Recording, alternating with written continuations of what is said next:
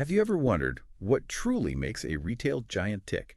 Especially, one known for those enormous shopping carts, incredible value, maybe even that legendary hot dog combo. Welcome to the deep dive.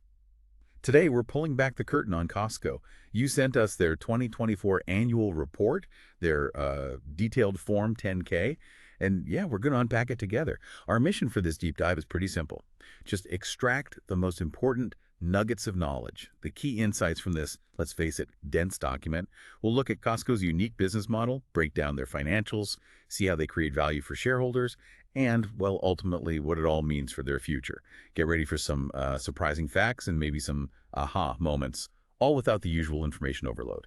Yeah, and this report, it gives a really fascinating look, not just at the numbers, but the philosophy behind Costco's success. It's quite unique. We're going to try and connect those dots for you, show how their strategic choices, directly impact their financial health and define how they operate, not just here, but around the globe. Okay, let's unpack their blueprint then. What's the fundamental engine driving Costco? It's not just a store, right? It's a membership club. And this whole model, it seems, engineered really from the ground up to build loyalty and provide a consistent, predictable stream of fee revenue. You're probably familiar with the Gold Star, Business, and especially the executive memberships. That executive tier seems really powerful. It offers that 2% reward on qualified purchases up to, $1,000 annually? And here's a surprising fact from the report. It represented roughly 73.3% of Costco's worldwide net sales in 2024. That's huge. It is huge. And think about those renewal rates, too. Oh, yeah, incredible numbers. 92.9% in the U.S. and Canada and 90.5% worldwide at the end of 2024. Just amazing retention. And what's truly fascinating there is how that membership fee, it fundamentally differentiates Costco. It isn't just like an entry barrier. It creates this deeply loyal customer base, almost a psychological bond, you could say. And that loyalty lets them operate on significantly lower gross margins than other retailers because, a good chunk of their profit comes from those fees, not just merchandise markups. Right, so they pass savings on. Exactly. They pass those savings directly to you, the member. So this isn't merely about selling goods. It's about building this unique ecosystem of, trust and value. And that ecosystem, it isn't just a U.S. thing either. It stretches across the globe. As of September 1, 2024, Costco had 890 warehouses worldwide. The U.S. and Puerto Rico lead with 614 locations, sure, but they have a really substantial and growing presence internationally. Over 100 warehouses in Canada, 40 in Mexico, a strong foothold across Asia, Europe, Australia, and in 2024 alone, they added 29 net new locations. 23 of those right here in the U.S. This aggressive physical expansion, especially in a digital age, it's quite a statement, wouldn't you say? Absolutely. It really is. This consistent investment in new spots, even when, square footage growth is becoming a smaller part of expansion for many retailers, it just signals this unwavering confidence in their brick and mortar model. It ensures they can effectively serve that growing member base and keep delivering that unique in-person treasure hunt experience people talk about. Yeah, the treasure hunt. Yeah. And it all ties into their core operational philosophy. Yeah. That limited selection, high volume strategy. Costco intentionally offers low prices, but on a very curated selection of products, less than 4,000 active items per warehouse. That's tiny compared to a typical supermarket. Right, tiny. And the goal. Achieve those massive sales volumes and incredibly rapid inventory turnover. And if we connect this to the bigger picture, that lean inventory strategy combined with really efficient distribution, like cross-docking depots, where goods basically move straight from incoming trucks to outgoing ones with minimal storage, it creates an incredible cash flow advantage. How so? Well, they often sell inventory before they even have to pay their suppliers for it. Yeah, that's a powerful financial superpower in retail. It drives efficiency and lets them keep those prices competitive. Okay, so beyond the main warehouse floor, their business segments are surprisingly diverse and pretty strategically designed too. You've got the core merchandise, foods and sundries, non-foods like appliances, electronics, and fresh foods, standard stuff. But then you have the warehouse ancillary businesses. These seem crucial for getting you into the store more often. This includes gasoline, which, by the way, represented 12% of total net sales in 2024. They have 719 gas stations. Huge driver. And there's pharmacy, optical, the beloved food court, hearing aids, tire insulation, all those extras. And they also have other businesses. E-commerce is a big one. It saw robust 16% global sales growth in 2024, accounted for 7% of total net sales. And when you combine e-commerce with, like, Business delivery, travel, same-day grocery. Digitally originated sales were about 9% of their total net sales. Plus, they run business centers and Costco travel in the U.S., Canada, and the U.K. Quite a mix. Definitely. And we absolutely cannot talk about Costco without highlighting Kirkland Signature, their private label brand. It kept showing strong global growth. They introduced new items in 2024 like breaded chicken chunks and expanded golf line. Kirkland Signature just seems so central to their strategy. But maybe you can elaborate, why is a private label so vital for Costco specifically? Is it just higher margins? Well, it's more than that. That's an excellent question, actually. Kirkland Signature is it's like a massive competitive moat for them. Yes, it offers value, and yeah, generally higher margins for Costco, but crucially, it differentiates the merchandise. Exclusivity. Exactly. You can only get those high-quality, value-driven KS products at Costco. This exclusivity builds immense member loyalty because it ties a unique value proposition directly to the membership itself. It's not just about what you buy, but where you buy it. It reinforces that treasure hunt thing and creates a really sticky customer base. They're less likely to just switch retailers. Makes sense. Another cornerstone, maybe a bit counterintuitive in retail, is their employee-centric approach. In 2024, they had over 333,000 employees worldwide. And the report explicitly states they increased wages across pay scales. For example, the starting wage entry level in the U.S. and Canada was at least $19.50. The average hourly rate in the U.S., around $31 an hour. Pretty impressive numbers for retail. Right. So what's the long-term play here for Costco? Some might wonder if this focus on employee welfare, while, commendable, might squeeze margins eventually. That's a critical point, and it's something they clearly think about strategically. This take care of our employees philosophy, it directly impacts the member experience and retention. Sure, it contributes to selling, general, and administrative expenses, the SG&A line, but they see it as a strategic investment. A stable, cared-for employee base minimizes turnover, increases productivity, and importantly leads to superior customer service, especially in that high-volume environment. So, less training, more efficiency. Exactly. The long-term payoff is reduced training costs, higher efficiency, and ultimately greater member loyalty and profitability. That's kind of a virtuous cycle. Happy employees lead to happy members, which leads to sustained business success. It seems to work for them. Okay, so with that operational philosophy clear, let's dive into the core numbers, the financial health from the 2024 report. For the fiscal year ended September 4, 2024, which was a 52-week year, remember, compared to 53 weeks in 2023. Costco reported some pretty impressive results. Net sales hit $249.6 billion. That's a 5% increase. Even more striking, net income surged to $7.4 billion. A substantial 17% increase year over year. Wow, 17%. That's strong. Yeah. And this translated to diluted earnings per share of $16.56. So what's the immediate takeaway from these top-line figures? Well, the immediate takeaway is resilience and efficiency. Despite having one and facing, currency headwinds and those fluctuating gas prices we mentioned, they still managed to grow net sales. And more importantly, they accelerated their net income growth pretty significantly. That signals strong underlying operational efficiency and just consistent demand. Right. Delving deeper into what drove that 5% net sales increase, the primary factors were robust comparable sales growth and, of course, sales from those new warehouses. As you mentioned, that one less week in 2024 did have an impact. It pulled things down a bit. Core merchandise categories saw a healthy 6% increase, while warehouse, ancillary, and other businesses led by pharmacy increased 3%.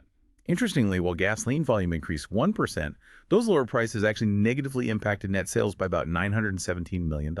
Yeah, the price effect can be significant with gas. And foreign currency exchange rates also chipped away at net sales by about $474 million. Now, for a retailer, comparable sales performance, that's a really critical indicator. Total comparable sales increased a solid 5% in 2024. Breaking that down by region, and if we exclude the effects of foreign exchange and gasoline, the U.S. was up 5%, Canada an impressive 8%, and other international also up 8%. Strong international performance. Very. But the real standout here, I think, was e-commerce. It saw a significant 16% comparable sales increase. It had a huge rebound from a negative 6% the year before. Yeah, that 16% jump in e-commerce, plus the solid regional growth. That's key. It shows they're adapting effectively to, how people are shopping now. And the driving force behind this overall comparable sales growth, it was actually increased shopping frequency, people visiting more often. Oh, okay. Even with a slight dip in the average ticket size. So more visits is a powerful signal of sustained engagement. And underpinning all this growth, that steady stream of membership fee revenue. That revenue increased 5% to $4.8 billion in 2024, primarily fueled by new members signing up and people upgrading to those executive memberships. Though partially offset by that one less week, as you said. Right. Let's shift to profitability now. Their gross margin percentage. Basically, how much profit they make on each sale before other expenses. It increased 35 basis points, that's 0.35%, to 10.92%. This improvement came from better performance in those ancillary businesses, especially e-commerce and gasoline, and also because some charges from 2023 didn't repeat. Okay, so some one-off effects helping there too. Seems like it. Now, selling, general, and administrative, or SG&A, expenses, wages, marketing, all that. As a percentage of net sales, it did increase slightly by 6 basis points to 9.14%. And as we discussed earlier, that slight rise in SG&A is primarily down to those strategic wage increases for employees. Again, while it looks like a cost increase on the surface, it reinforces their long-term strategy. Reducing turnover, boosting productivity, it's a deliberate investment in their people, betting that a motivated, stable workforce leads to a better member experience and stronger long-term profits. Makes sense, part of the long game. Looking at other financial data, interest income jumped significantly to $533 million in 2024. Higher interest rates globally helping there. Exactly, a nice boost to the bottom line. Their effective tax rate for 2024 was 24.4%, down from 25.9% in 2023, partly due to some tax benefits related to that big special dividend they paid out. And a notable leadership change occurred. Richard Galanti, their CFO for nearly 40 years, retired. Wow, 40 years, that's a tenure. Isn't it? Gary Millerchip, formerly from Kroger, stepped into the CFO role in March 2024. It was a pretty significant transition. Definitely one to watch. So with all that strong performance, robust cash generation, how is Costco investing in its future and, importantly, rewarding shareholders today? Well, they maintain very strong liquidity. Their main sources are cash flows from operations, cash on hand, and short-term investments. Combined, that totaled over $11.1 billion at the end of 2024. Healthy cushion. Very. And net cash provided by operating activities alone was an impressive $11.3 billion in 2024, just from running the business. In terms of capital expenditures, CapEx, investments in property, equipment, they spent $4.71 billion in 2024, mostly acquiring land, buildings, equipment. And they plan to spend a similar amount in fiscal 2025. So continuing to invest heavily. Yeah, these investments fund new and remodeled warehouses, IT systems, manufacturing, distribution facilities, the whole infrastructure. They plan to open up to 29 additional new warehouses in 2025, including 3 relocations. So that consistent, significant investment in new locations, infrastructure, it's just crucial for their long-term growth. It signals that confidence in the physical store model, while also supporting their, digital side too. It lets them serve that expanding member base effectively and keep their edge through a strong physical presence and efficient operations. And what does this all mean for shareholders? Well, Costco shows a strong commitment to returning value. In 2024, cash dividends declared totaled a massive $8.589 billion. That's 19.36 cents per share. But that included a hefty special cash dividend of $15 per share. That alone was $6.655 billion paid in January 2024. $15 a share special dividend. That's significant. It really is. And if that wasn't enough, in April 2024, the board approved a 14% increase in the regular quarterly cash dividend. Went from $1 in to $1.16 per share. They're also active in share buybacks. The board authorized a $4 billion share repurchase program back in January 2023, runs until 2027. In 2024, they bought back about 1 million shares for roughly $698 million, and as of the end of 2024, there was $2.865 billion left under that program. Okay, so these actions together, that huge special dividend, the increased regular dividend, the buyback program, it really demonstrates a very strong commitment to shareholder value. They're clearly leveraging that robust cash flow from operations to directly reward investors. It reflects a healthy financial position and, management's belief in continued profitability and their ability to keep generating significant free cash flow. And quickly on the debt side, long-term debt stood at $5.9 billion in 2024, mostly fixed-rate senior notes, like long-term bonds. They strategically repaid $1 billion of those notes in May 2024 and issued some new ones in Japan for about $500 million. Seems like active management of their debt. Yeah. So as we assess the business moving forward, it's crucial to acknowledge the highly competitive retail environment Costco operates in. They face intense competition. Global, national, regional wholesalers, retailers, big supermarkets, supercenters, online giants, other warehouse clubs. The report mentions Walmart, Target, Kroger, Amazon, Sam's Club, BJ's Wholesale Club. Lots of big names. Yeah, it's a tough playground. So how does Costco consistently maintain its edge amidst all that? That really is the fascinating question about their competitive advantage, isn't it? Costco keeps its edge through, I think, a relentless focus on value, that deep membership loyalty we talked about, and that truly different shopping experience, the treasure hunt thing. They aren't trying to be everything to everyone. They stick to their unique model, which is actually incredibly difficult for competitors to just copy. It's about delivering perceived value, yes, but also excitement with every visit. That fosters a loyalty that goes beyond just, low prices. Right. Beyond competition, they also face operational and external risks, like any big company. The report talks about efforts in supply chain diversification, like expanding in-country production to lessen the impact of disruptions. Sustainability is also mentioned, converting packaging to save plastic and money, monitoring environmental practices at warehouses. Table stakes these days, almost. Pretty much. And of course, the ongoing challenge of IT system availability and cybersecurity threats. Huge volumes of data, transactions. Absolutely critical. So, how important are these proactive approaches to things like supply chain resilience and cybersecurity for a company of Costco scale?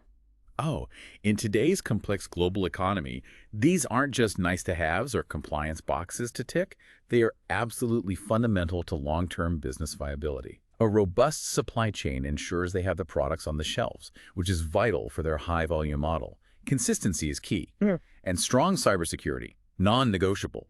Protecting customer data, maintaining trust, it's foundational. These are underlying strategic decisions that directly help sustain their competitive advantage and also meet those evolving consumer expectations around responsibility. Okay. So, assessing the business moving forward, based on this report, Costco's focus seems to remain squarely on its core values. Optimizing member value, pushing Kirkland Signature's penetration even further, creating that sense of discovery and newness in what they offer, and crucially, cultivating and enhancing the member digital experience too. They know they need to keep up there. Can't ignore online, even with strong stores. Exactly. And that recent membership fee increase, the first in 7 years, they say it's intended to fund a better experience for both members and employees, with the expectation that this investment will, in turn, deliver even greater value for shareholders down the line. Yeah, their strategy seems really clear. Reinvest in the member experience and employee welfare. Those are the foundational pillars for continued growth and shareholder returns. It's that long-term view again. Prioritizing loyalty and operational excellence, even if it means slightly thinner margins in the short term sometimes. It appears to be a consistent strength of their model, that virtuous cycle we talked about. It's proved incredibly successful for them over the years. So, wrapping up, what's our biggest takeaway from this deep dive into Costco's 2024 annual report? For me, it's clear that their unique membership model, that strategic global expansion, the unwavering commitment to employees and their private label brands, plus strong financial discipline, it's all working together, creating this really formidable retail force. Yeah, I agree. The sheer volume and speed with which Costco moves merchandise, that, coupled with its ability to consistently draw in and keep millions of members loyal, it isn't just good business. It fundamentally shifts how we think about retail efficiency and customer loyalty. It's truly a masterclass in operational excellence. So as you, our listeners, consider Costco's trajectory, maybe ponder this. In an increasingly digital world where almost every purchase is just a click away, what does the sustained success and the continued massive investment in the physical treasure hunt experience of a warehouse club like Costco, what does that tell us about the future of retail itself? Is there something uniquely compelling about that in-person discovery, maybe even the community aspect, that no online algorithm can truly replicate? Something to think about. Thank you for joining us for this deep dive. Until next time, stay curious and keep learning.